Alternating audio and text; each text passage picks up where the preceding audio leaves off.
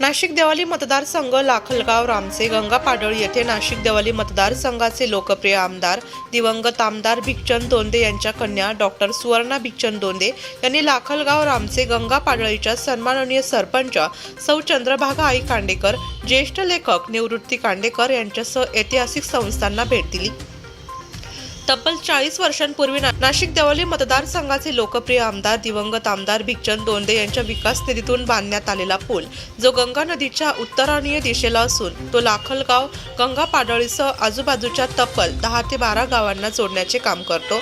आजही हा पूल भक्कम असून दिवंगत आमदार भिकचंद दोंदे यांच्या दमदार कामाची साक्ष देतो आहे।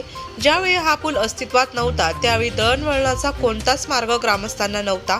खोल पाण्यातून लोकांना ये-जा करावी लागत असे आणि त्यावर उपाययोजना करत दिवंगत आमदार भिकचंद दोंदे यांच्या विकास निधीतून हा पूल बांधण्यात आला होता। आजही समस्त नाशिक देवळी मतदारसंघ तसेच लाखलगाव गंगापाडळी ग्रामस्थांना दिवंगत आमदार भिकचंद दोंदे यांचे अभूतपूर्व कार्य स्मरणात आहे।